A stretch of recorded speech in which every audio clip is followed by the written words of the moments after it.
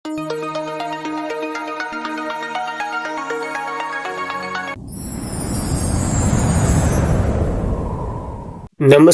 ગુજરાતના અધિકારી મિત્રો, આજે આપણે જોવાના છે 5 નવેમ્બર 2025નું મોસ્ટ ઇમ્પોર્ટન્ટ પરીક્ષાલક્ષી ઇમ્પોર્ટન્ટ કરંટ અફેર્સ. તે પહેલાં ખાસ કરીને ચેનલ ઉપર નવા હોય તો ચેનલને સબસ્ક્રાઈબ કરી લેવી, વિડીયો પસંદ આવે લાઈક કરવો અને તમારા મિત્રો સુધી અવશ્યથી આ લેક્ચર પુગાડી દેવો, કારણ કે એટલા ઓછા ટાઈમમાં કોઈ આવી રીતના નથી ભણાવતું. ઇમ્પોર્ટન્ટ માહિતી છે તો અવશ્યથી શેર કરી દેવો. તો ચલીએ આજના ઇમ્પોર્ટન્ટ ક્લાસની આપણે શુભ શરૂઆત કરી દઈએ. તો નવેમ્બર 2025માં આંતરરાષ્ટ્રીય બાયોસ્ફિયર રિઝર્વ ડે ક્યારે મનાવવામાં આવે છે? તો 3 નવેમ્બરના રોજ આ દિવસ મનાવવામાં આવે છે દર વર્ષે. જોઈ લઈએ. 3 નવેમ્બરના રોજ વિશ્વભરમાં આંતરરાષ્ટ્રીય બાયોસ્ફિયર રિઝર્વ ડે ઉજવવામાં આવે છે. એવા પ્રદેશોની ઉજવણી કરવામાં આવે જ્યાં પ્રકૃતિ, સમુદાય, સુમેળ, સ્વ અસ્તિત્વ ધરાવતા હોય. આ રિઝર્વ જીવંત પ્રયોગશાળા તરીકે સેવા આપે છે. ટકાઉ વિકાસ, પર્યાવરણીય સ્થળાંતર અને સમુદાય સુખાકારી વગેરે માટે આ ઇમ્પોર્ટન્ટ છે. એટલા માટે બાયોસ્ફિયર રિઝર્વ દિવસ ઉજવવામાં આવે છે. દેશમાં 91,725 ચોરસ કિલોમીટરમાં ફેલાયેલા આપણા દેશની વાત કરેલી છે 18 બાયોસ્ફિયર રિઝર્વ છે, જેમાંથી 13 યુનેસ્કોએ માન્યતા આપેલી છે. વન વિસ્તારમાં વાત કરીએ, ભારત વૈશ્વિક સ્તરે 9મા ક્રમે છે અને વાર્ષિક વન વૃદ્ધિમાં 3જા ક્રમે છે. તો ખાસ આ ઇમ્પોર્ટન્ટ ડેટા ફેક્ટ વાઇઝ આવી શકે એક્ઝામમાં યાદ રાખવા. ભારતના બાયોસ્ફિયર રિઝર્વની વાત કરીએ, પ્રથમ કયું હતું? નીલગિરી પર્વતમાળાનું હતું, જે પર્વતો આવેલા છે ને તમિલનાડુ, કર્ણાટક અને કેરળ વગેરેમાં એ, અને 1986માં આને જાહેર કર્યું હતું. સૌથી મોટું બાયોસ્ફિયર રિઝર્વ કચ્છના અખાત, જે ગુજરાતમાં છે, અને સૌથી નાનું જે દિબ્રુ સિખોવ આસામમાં આવેલું છે. દિબ્રુ સિખોવ ત્યાંની એક પર્વતમાળા છે, તો એ પણ યાદ રાખવું.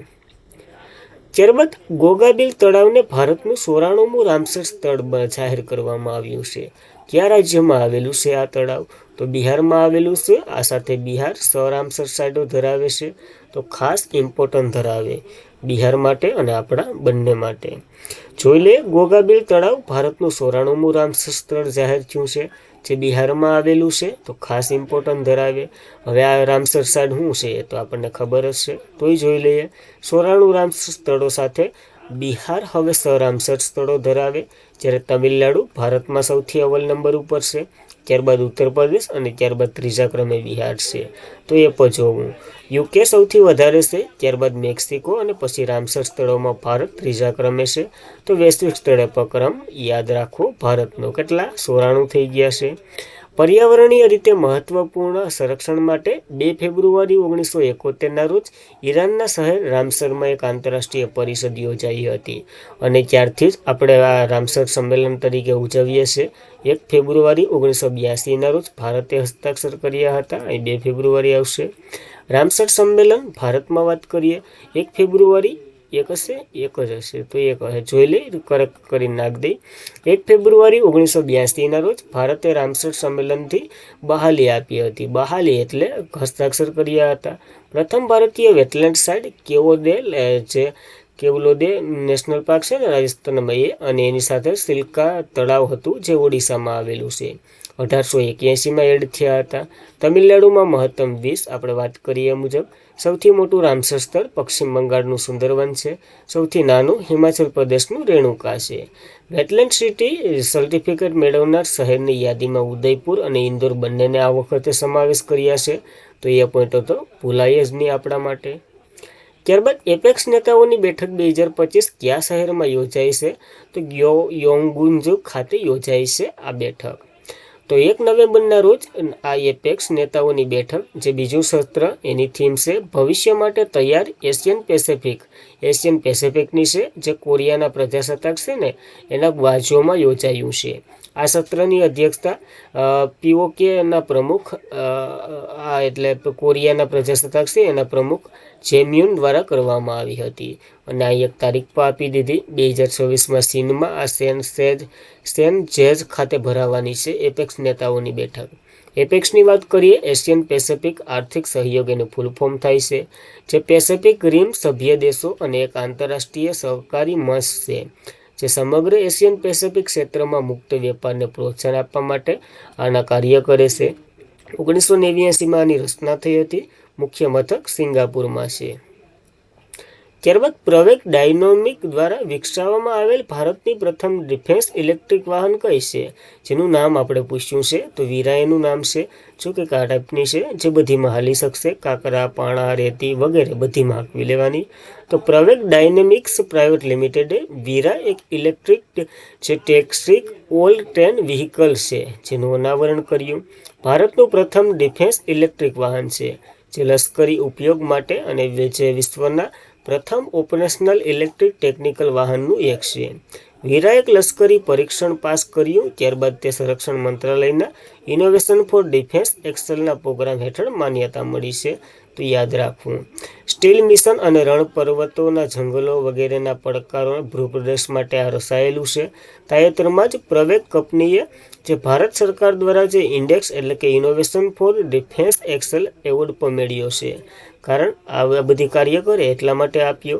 આ પુરસ્કાર સંરક્ષણ ક્ષેત્રે શ્રેષ્ઠ નવીનતા માટે એને મળ્યો છે. તો ખાસ પ્રવેગ વીરા વગેરે વગેરે યાદ રાખવા આપણને. પ્રવેગ ડાયનેમિક્સની વાત કરીએ 2011માં રચના થઈ હતી.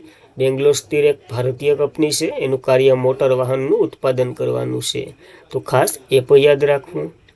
ત્યારબાદ હાલમાં કયા રાજ્યમાં સ્થાપિત એટલે કે સ્થાપના દિવસ નિમિત્તે નરેન્દ્ર મોદીએ તે રાજ્યની વિધાનસભાનું ઉદ્ઘાટન કર્યું છે? તો અહીં જો છત્તીસગઢ દેખાય તો અહીં છત્તીસગઢ કરીને આવતું રહેવાનું. હાવ જ જોઈ લેતું. ત્યારબાદ છત્તીસગઢના પ્રધાનમંત્રી નરેન્દ્ર મોદીએ છત્તીસગઢના નવા રાયપુરની મુલાકાત લીધી.